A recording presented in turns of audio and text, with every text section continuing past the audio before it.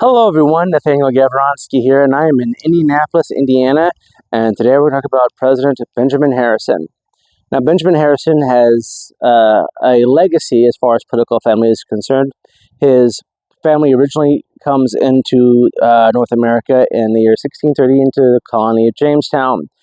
His great-grandfather would actually be a signer of the Declaration of Independence, was in fact George Washington's roommate in Philadelphia from Virginia. Um, his grandfather was known as Tippecanoe, William Henry Harrison, who was the territorial governor of Indiana, was the one who helped defeat the Indians, the Confederation, here in the eastern part of the Midwest, in the early 1800s. And grandfather would serve as president for 30 days. He famously died after giving a speech for hours in cold, horrible weather, and then drank Washington's water supply, which was full of sickness. He died 30 days into his presidency. But his father, so Benjamin's father, served as a member of Congress for a short period of time, and they gerrymandered the districts in Ohio, and he ended up losing his seat, and this went back to farming. So that's where Benjamin Harrison's story starts on August 20th of 1833. So what we have here is he has not a really all that strange or abnormal childhood compared to a lot of other families of the day. Family is not all that well off. It's well known, but not really all that well off. His father is somewhat successful, but they're not like wealthy. He had a good childhood. He was really well educated with tutors. He actually, by the time most kids today are starting to learn how to drive, he was already in college. He graduated from school. He ended up starting in a small school in Cincinnati, and then following the love of his life, Carolyn, up and with her father to Oxford, Ohio, where Miami of Ohio campus is, and he graduates from there. And he marries Carrie when he is 19 and she is 20. And they're very devout Presbyterians. Don't forget, Carrie's father was a Presbyterian minister, and Benjamin Harrison actually considers becoming a Presbyterian minister himself. And actually has a portrait commissioned of him with the Bible, and he's looking at becoming a minister himself. Doesn't quite work out for him. He ends up studying and reading for the law. He gets really into law. He starts studying for the bar exam. Because back then, you don't really go to law school. You practice, you apprentice under other lawyers, which is what he did. And he researched the law, much as he was researching everything else, and became a lawyer in Ohio. However, new lawyers in Ohio didn't really have a lot of options. He had some family in Indianapolis. Indianapolis was a very small town. It had just recently become the state capital of Indiana. And so they came here. There's a lot less competition for jobs. And starting off his law practice, he was able to get a lot more clients. And he was good. He was very good at what he did. And he was also able to work for the court system itself. He actually was a crier, which is basically he comes out and you hear a little bell. He had this really fancy red coat on and these shiny black boots with gold piping, and he'd have to make announcements, crier, attention, attention, hear ye, hear ye, hear ye. And he would explain basically what the new announcements were for the state of Indiana. He was the court reporter. Now, this is important. This is where he makes a lot of his money, is that his job is, you see those law books in law offices where it says journal or reports, court reports of such and such for certain years. His job was to take all the court cases from the Supreme Court of Indiana and all the court cases, all the court proceedings, and he had to put them into a binded book that would explain what the case law was for that year. And all the lawyers had to buy these journals because that was case law that explained how the law was going to go going forward. And so he had to buy these every year. And so all the lawyers in Indiana had to buy this. He got commission off of every single one of those books that he sold. And his library at his house, which is here in Indianapolis, still has many of those original court journals that got his finances in order. Now, he had, with Carolyn, he had two children. Russell and Mary. And things are going really well for him here in Indiana. He practicing his law practice is really successful. We're talking, the 1850s. Things are going really, really well for him. But by 1862, the Civil War has already started.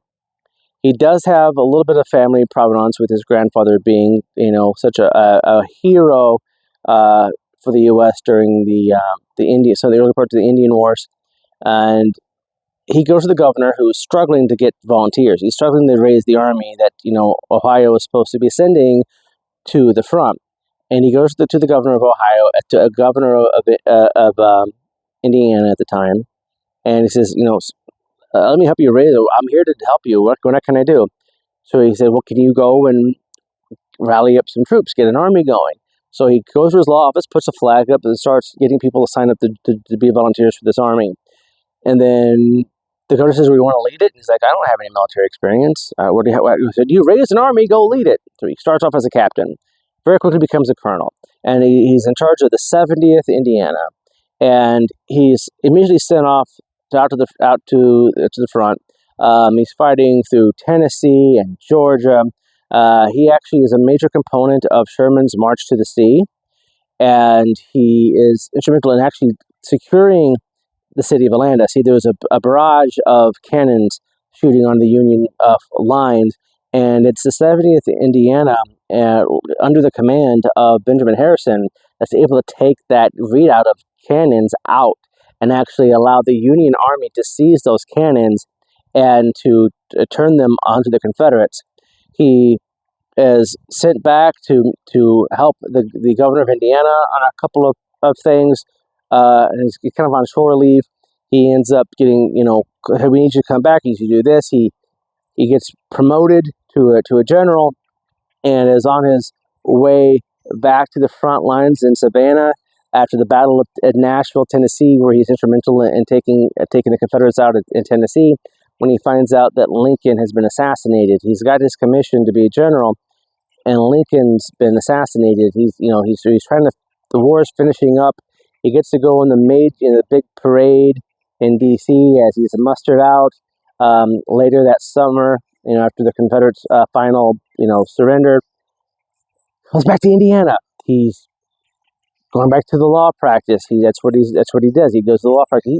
He gets into politics because family is a Whig family by tradition, but he really, really believes in the anti-slavery movement of the Republican Party.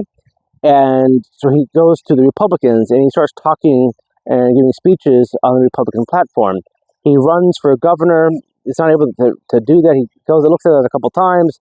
He's not able to win the governor's race. He has some inter-party,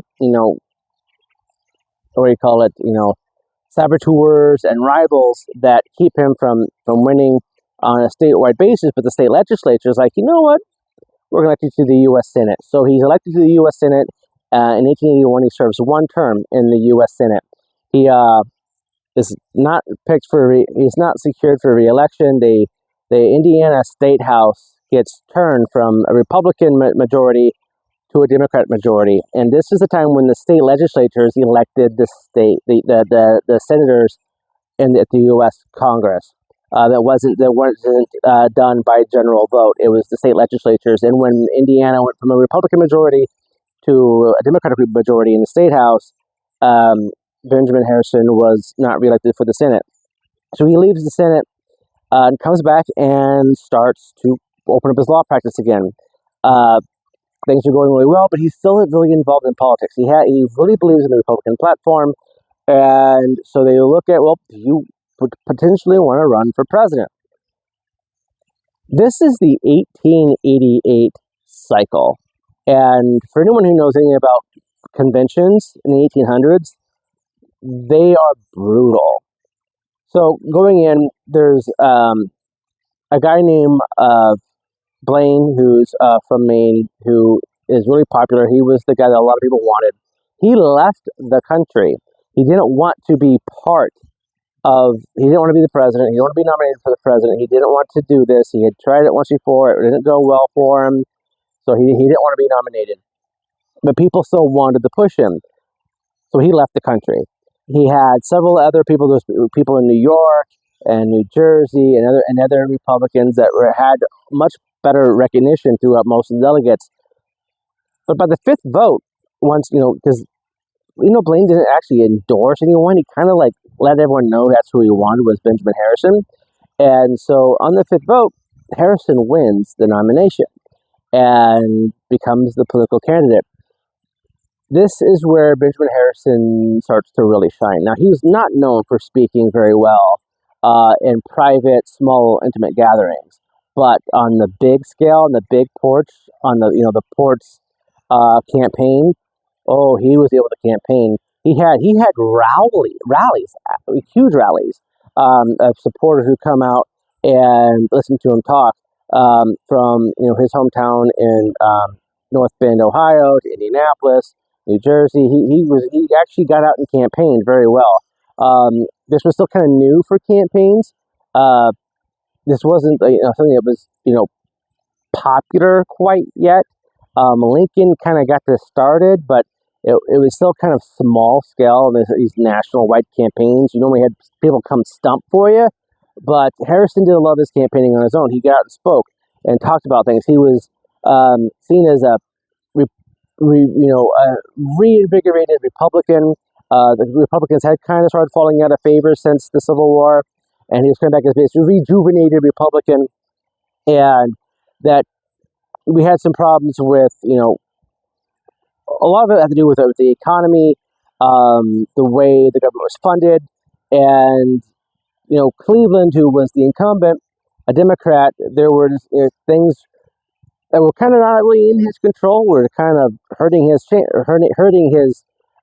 credibility, and so there's a chance. So Harrison runs. They have this famous, tumultuous convention. He's not all that strong within the Republican Party because there's so many votes, and he ends up winning the Electoral College in '88, but loses the popular vote. So this is one of the first big times when the president who takes office won the Electoral College, but did not win the popular vote. So that's should be familiar to a lot of people now with what happened in 2016. Now, here's the really interesting thing. A lot of what Benjamin Harrison's policies were involving his Civil War service. He wanted to increase pensions for Civil War veterans. Now, this was a problem because the government had a large surplus from tariffs. This was how the government was funded. The government was funded through tariffs. And it became so bad, actually, a lot of people couldn't really, they couldn't afford things that were imported because it was just practically impossible to be able to afford them. The idea behind this was that American companies, American firms needed to be able to create jobs in the United States because you had a lot more people seeking work. Now, don't forget, the slaves had been freed by now. A lot more people needed jobs, and you weren't going to be able to, count on slave labor. And so you need to be able to get people working, and protectionism was one of the major cornerstones of economic and foreign policy during this time. And he was a staunch supporter of protectionism, but he was also a staunch supporter of workers' rights. So the 8-hour workday, a lot of safety measures come out of the Benjamin Harrison administration. A couple of things about the election going is that several of his friends, they were found out that they were bribing people for votes. The whole blocks of five thing from one of his friends from Indianapolis. Harrison never spoke to him again. Several of his friends, he never spoke to him again because he believed that they put his integrity at risk. Harrison's reputation to himself and his reputation for his integrity was very important to him. So anyone who he believed didn't serve well his reputation, he would not speak to again. But he spoke very highly. He wanted to secure that blacks had that equal access to vote. He wanted to make sure that blacks had access to education, federal funding for blacks for education, protection on voting rights for blacks. This was the core of what his domestic policy was. On foreign policy, he basically built on the Monroe Doctrine. You had European powers trying to have say in South America and Samoa. You had the Germans, the British, and he said, we're not, the Monroe Doctrine is the Monroe Doctrine. This is the Western Hemisphere. There was problems with the British dealing with South American countries. He forced them out, which kind of hurt some trade down there, and caused some tensions with Argentina. And then you had a problem with Chile with the Baltimore crisis, to where soldiers on the USS Baltimore were on shore leave. They got into a fight. So several of them were killed.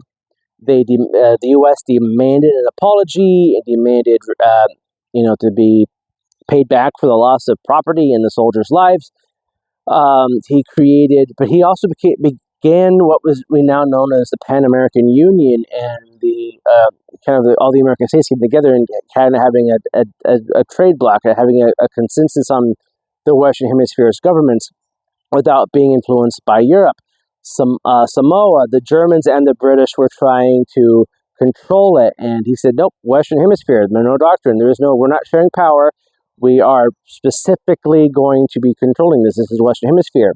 Again, with tariffs, the Europeans outlawed the importation of American pork because it was believed that it was disease-ridden, and he forced Europe to either allow American pork in or not be able to import anything into the United States.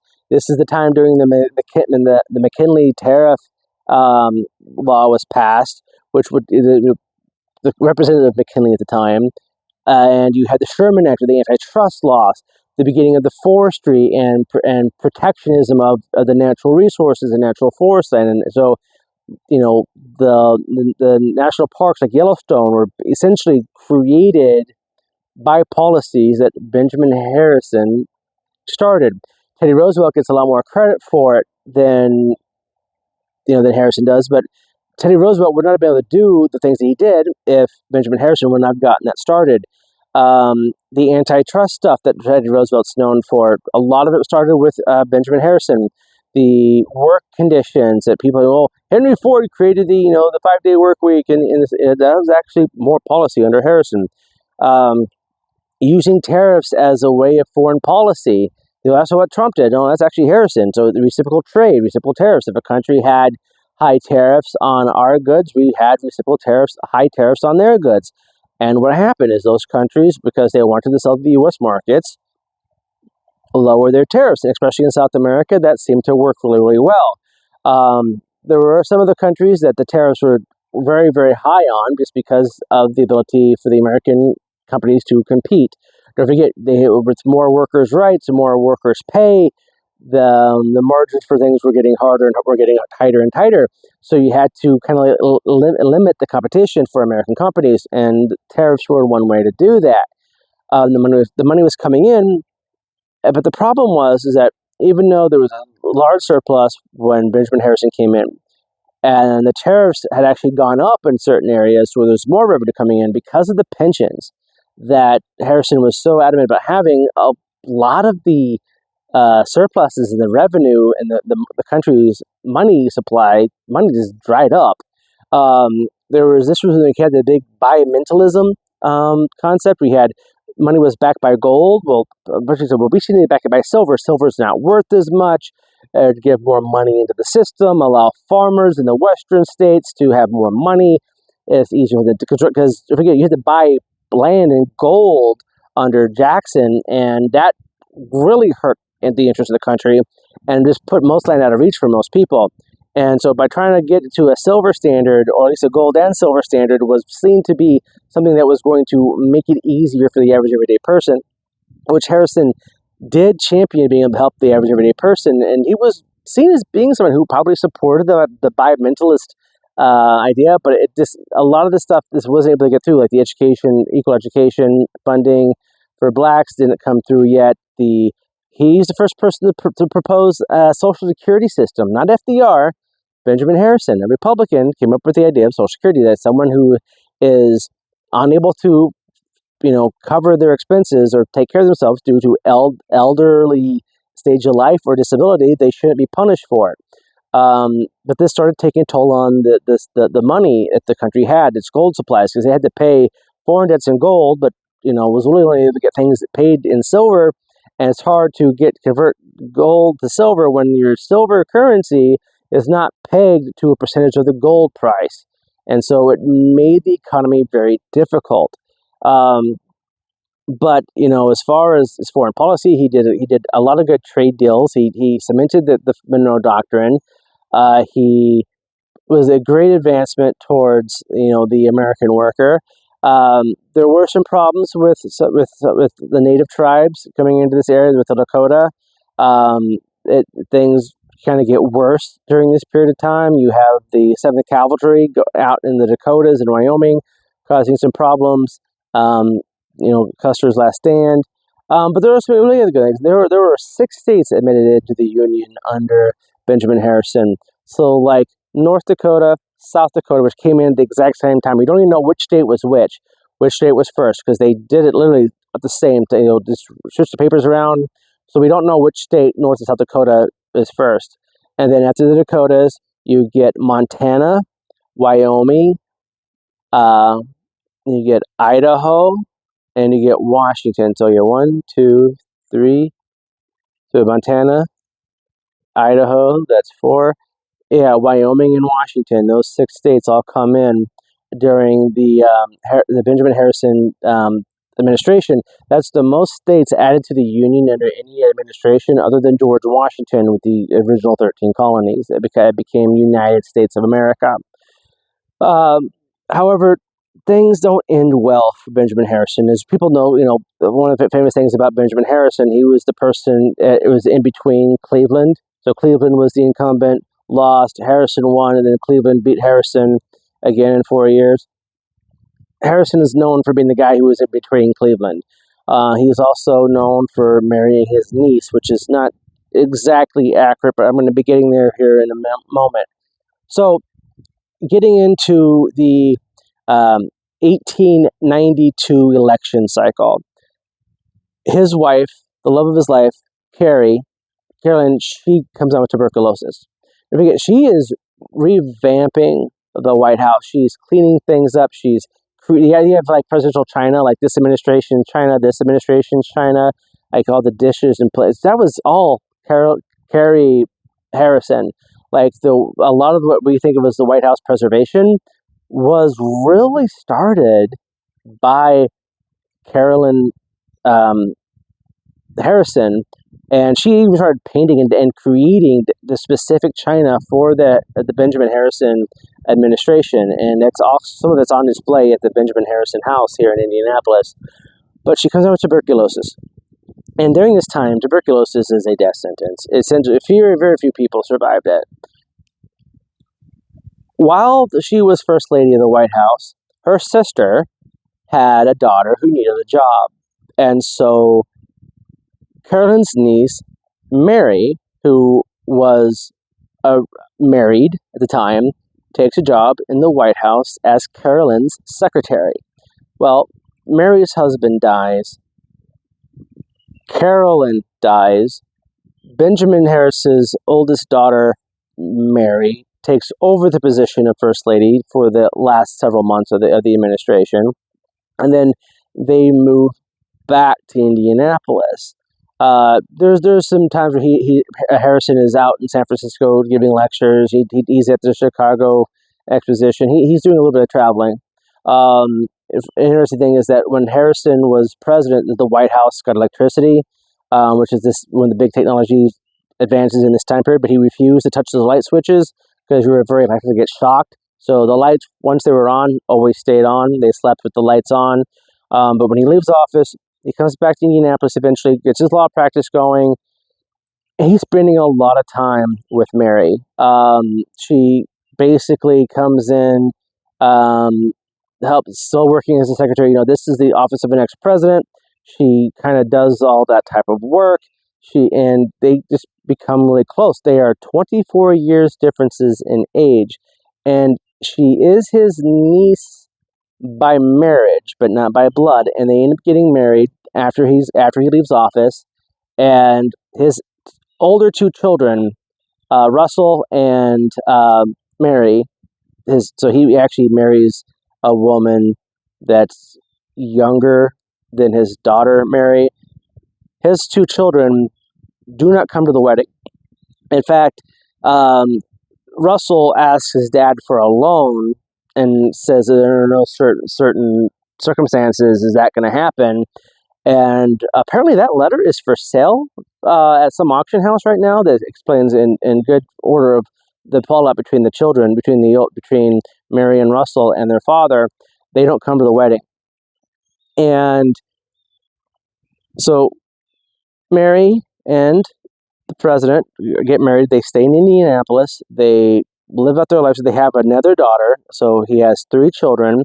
The third daughter is named Elizabeth. Now, Elizabeth is the apple of his eye. He seems to be his favorite child.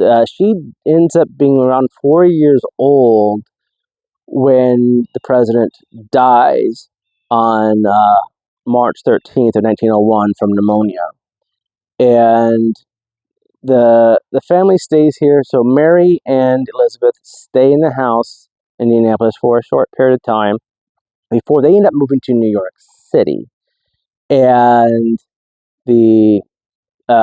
his older daughter, Mary McKee, who marries a McKee, ends up kind of coming into the house, and their baby McKee ends up being a really popular person of interest. I mean, there's a competition, and a national competition, and the granddaughter of Cleveland and the granddaughter of Benjamin Harrison are this national competition, and this is a family rivalry. Anyway, Benjamin Harrison's grandson, Baby McKee, ends up winning this competition, gets this doll, which is hideous looking, which is also in the house from this competition.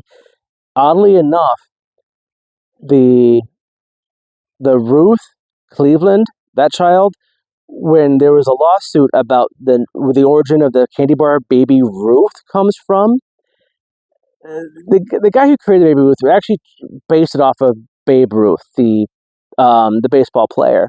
But Babe Ruth was suing the guy over the name Baby Ruth. And the guy in court thought about this for a second. We know this for a fact now, but he remembered this competition between Ruth Cleveland, Baby Ruth, and Baby McKee, which is Harrison's grandson, and said, I didn't name it after Baby Ruth. I named it after Baby Ruth Cleveland. And, oh, yeah, she's famed. That makes sense. So Babe Ruth lost the court case, but everyone knows he based it after Babe Ruth. But that's kind of a part of the family lore here. So Carolyn and Benjamin Harrison are both buried here together, and the son, Russell, is over here. They had a massive falling out, and then Mary McKee, his oldest daughter, is actually behind this stone right here, and I'll try to flip you around here to see the McKee stone, which is literally right behind it, and you can see the little headstones there. That is the second child, the oldest daughter of Benjamin Harrison. So his second wife and his youngest daughter ended up moving to New York City. Elizabeth, the youngest daughter, ends up going to NYU, ends up becoming a lawyer. Actually writes for financial magazines and articles up until the late 1920s, after the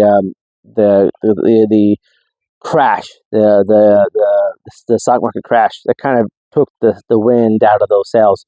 But the youngest daughter becomes a lawyer, actually writes the conditions for the Harrison House here in Indianapolis on what's going to happen to it, beginnings of what becomes the museum there, the 3 rooms, the library, the social room, and then the entertaining room were the 3 rooms that were never allowed to change. They took photographs of these rooms, like these rooms can't change, the furniture can't leave, nothing can change in here.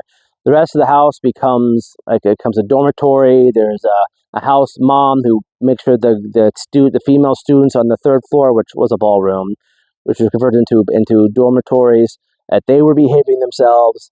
And once that school left, the house was ordered because of, again, Elizabeth, that the house it must become a museum to Benjamin Harrison, which it is today. It just went through a large renovation in 2022. So please check that out while you're here in Indianapolis. The legacies I want to leave you with on Benjamin Harrison. Like, hey, if you look at the situation, Donald Trump is the first president since Grover Cleveland to have two non-consecutive terms. So he's Cleveland in that sense, but all of his policies, the tariffs, the military, don't forget, Benjamin Harrison builds up the military. He builds up the Navy. I mean, there were 10 massive ships built under the orders of Benjamin Harrison to secure our naval force. Teddy Roosevelt says that Benjamin Harrison was really good at the big stick part of foreign policy. He's noted for doing, really great things for foreign policy and establishing basically what Donald Trump is doing now, using tariffs as negotiations with other countries on reciprocal tariffs, as far as improving the wages, bringing up real wages for the average American person. Harrison was the first president to really push for that. You look at, securing, ending conflicts. Look at the Samoa with the Germans and the British. You had conflicts down in South America where the British were getting involved that the United States pushed out. So you see a lot of beginnings of what our national debates are today. Those were the same debates going on in 1888 to 1893 during the Benjamin Harrison's tenure in national politics. Like I said, after he leaves office, I mean, he sticks away from politics. He's asked if he wants to come back and be the nominee again in 4 years after he leaves. No, because again, I mean, once Carolyn dies, like, he stops campaigning. Like, he stops. Like, when Carolyn over here dies, like, he gives up. Like, he stops campaigning. Cleveland, also being a former president at the time, also stops campaigning. They suspend their campaigns. They're not going to campaign anymore. And the election day comes, and neither candidate is actively campaigning for the position. His memories of the White House is that's where Carolyn died when I was in office. So he never really wanted to return. He still kept speaking on behalf of the Republican platform, advancing voting rights for blacks, equal suffrage, putting American workers ahead of foreign workers, dealing with, he tried to annex Hawaii, but that was nicked. That doesn't happen until, a little ways later. He's known for saying the Republican platform has always been about making sure that every American has the means of supporting themselves, and if for some reason they cannot, due to elder living or disability, that there should be some type of protection for them. And this is a Republican president in the 1880s and 90s who's talking about these types of issues, long before FDR, the 1930s and 1940s. A lot of his naval buildup, a lot of the way we deal with foreign policy, actively, dealing with our neighbors and building trade relations with our neighbors, from coming a very, very isolationist and, no trade is good trade. He kind of changed a lot of that. The tariffs were still high, but he did a lot of differences. And we don't give Harrison the credit that he deserves, because he was more successful than his grandfather was, not only militarily, because he fought more battles and won more battles, and his battles were more significant for the benefit of the United States, and his grandfather's battles were he was a better president, better policy guy. He did more than his father did, and more than his grandfather did. His legacy, as far as the country is concerned, is really big. more than just marrying his cousin and being the guy who was president between Cleveland. So I wanted to make sure I had time to really go into some of the stuff that he does, and he did, and it's really worth getting to kind of know a little bit about him. But I'm gonna do a real quick run against the graves. So this is Mary Lord Harrison. This is his second wife. This is the president himself. This is Caroline Harrison. This is the oldest son, Russell. And then coming back here, this is his son-in-law, James Robert McKee, and his middle child, whose gravestone is mostly mixed behind this bush, Mary.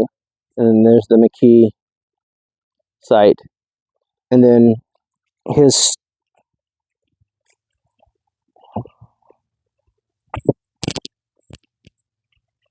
Carolyn Scott's, October 1st, 1832, October 25th, 1892.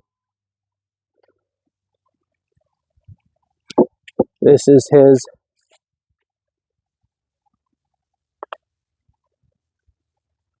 And then we come over to Mary's, the second wife. A little bit harder to read.